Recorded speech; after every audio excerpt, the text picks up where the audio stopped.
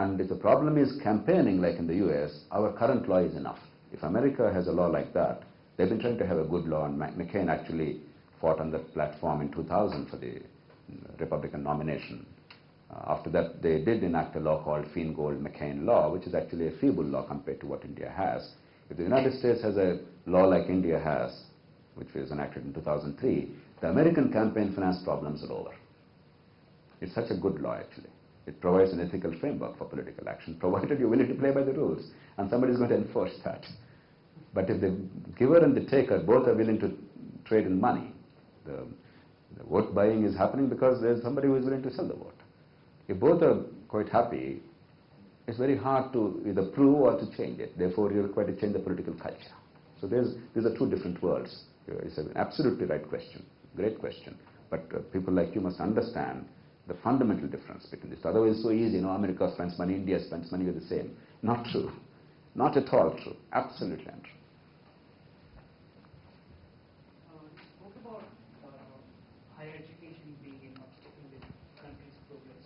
Yes. Really, is a much bigger problem in providing basic primary education. You spoke of rickshaw-wallahs sending their kids to English schools, but how long can it sustain it? How many of these kids... I'm glad you asked the question. No, my argument is not that higher education is the bigger problem than school education. The school education problem is very widely understood and talked about. But we don't recognize that there is a vicious cycle in operation. And the failure of school education led to substandard quality of entry into higher education. And the failure of higher education then led to substandard schooling because these become teachers again. And therefore, sort of to restore the balance, I've emphasized on higher education. But I also talked about school education and the appalling quality. I did mention to you, right? The ASER study, for instance. And when I talk of ending poverty, what are the 4 ingredients of ending poverty? School education of decent quality to every single child, irrespective of circumstances of birth. The accident of the womb should not determine the future of a child. The potential must be fulfilled. And higher education, if there is merit and ability and desire, means should not be a criterion as a continuum. 2, health care of quality accessible to every single person. India can afford both. 3, skills. We were talking, Prasad and I, of NREGA, etc. But I was in the National Advisory Council, which sort of recommended that law. But to be honest, I was one of those who expressed deep skepticism about such a law. It looks nice on paper. On a short-term basis, it does provide some kind of a safety net to the weakest, to the weak and the poor when they're starving. But that's not the problem, that's not the solution to the unemployment of India. It's ridiculous that today, in 2009, you think in terms of digging pits and filling pits as employment. It's an insult to the people and the economy. What should be a short-term safety net is made into a great social legislation. And then we ended poverty. That's not the way poverty is ended. Poverty is ended by giving skills, giving them wealth-creating capabilities, and then by creating jobs so that those people with skills can actually apply those skills to make money. There is no shortcut. And that's what I mean by ending poverty. Therefore, education and healthcare are embedded in that. I didn't go into great detail for want of time, but you cannot ignore. Yes. Okay. Okay, where do I look? I think... Yeah. I was trying to speak earlier. He said the lady to pray. Okay. Yeah. Hello sir, this is a question very specific to the Andhra Pradesh, to the state of Andhra Pradesh. Okay. In the first time in AP politics, we see that there is a very strong third party, apart from Congress, TDP and the TRS, which usually switches sides. We were really happy to see that, but considering there are so many things going on right now with the prices hike, with the petrol hike, and eating food is almost a luxury these days. So we're kind of disappointed that our opposition parties are not really doing anything about it. Are you doing something but that media is not covering enough, or what's happening there? Both. First is, it's very hard, publicity is the oxygen of politics. Without that, you cannot survive.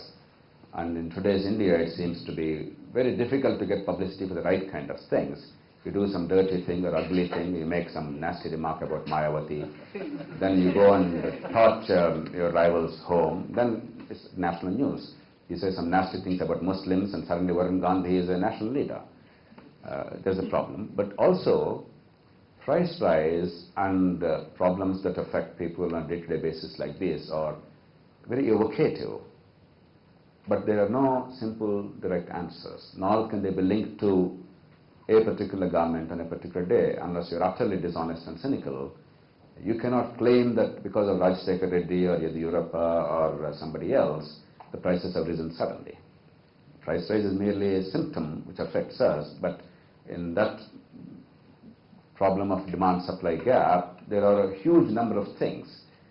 And therefore, while it is easy and populist, and communists are very fond of always fighting on price rise, and whenever oil prices raised, and they go to the streets, and I don't know what we have to do when the oil is $160 a barrel. I mean, somebody has to pay, whether it's the taxpayer or the consumer. It's on the right pocket versus the left pocket. It doesn't really matter who it is. So some of these agitations also are very popular in India, but I think we have to change the political culture, and we have to try and go to the roots of it, rather than merely use every temporary difficulty as an opportunity to put the government of the day on the mat, and then get back into power and do exactly the same things in the same way. And therefore, elections are about who will fleece the people, who will be the beneficiary of the plunder, rather than stopping the plunder.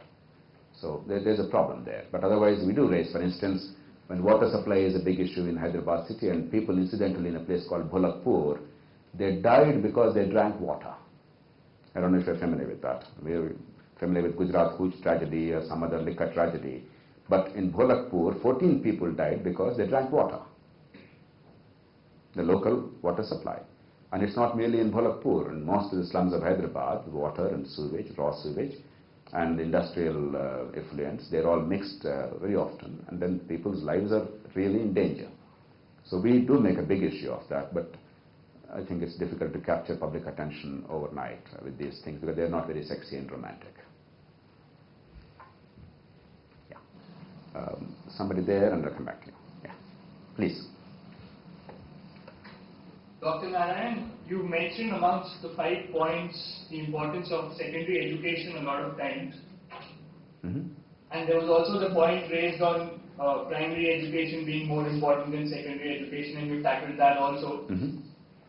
But I would consider myself reasonably educated in the Indian society today, mm-hmm. and I don't think it's helped me much in my 25 years. To be very frank, and I'm not being very cynical here, I see a lot of educated people around, but I don't think, in fact, let me reword that. I see a lot of educated people around, but I see 3 clear problems with a lot of people in the Indian society. I find them socially and culturally very, very unaware. I find them very disconnected, and I find them very thoughtless when it comes to your society and your culture. I just want to hear your thoughts on how important that is for a country like ours to reach where it should. Where do you see it going by 2039, as you just mentioned, rather than just concentrate on education? I agree with you. I don't know your name. I'm Rahul. Rahul. I agree with you. That's why it's the issue of definition of education. First of all, it's good that we all introspect and we express dissatisfaction with what we have accomplished. But the fact that you are sitting here is a testimony to at least some elements of that education that you got which are of great value. But at the same time, I see your point, and I completely agree with that, that the education is not simply rounded enough, it's too technocentric. It's neither focusing on adequate communication and social skills and team building, nor is it really looking at the systems and institutions, nor is it really capable of problem solving in the larger outer world there. And without all these 3 attributes, that education is very defective. And therefore, when we talk of education, it's not merely the technical skills, but actually making education radically different. And if you remember, I talked about the importance of humanities. And in that, you're really going beyond technical stuff. You're looking at society and the problems and linking the educational outcomes with the problems of society and how to solve them, and so on and so forth, the way many other societies are grappling with these problems. So I see your point. It's a question of what education really means. Your argument obviously is not against education, it's about better education and a more rounded definition of education, I couldn't agree with you more, and I think there's no one who would disagree with you on that.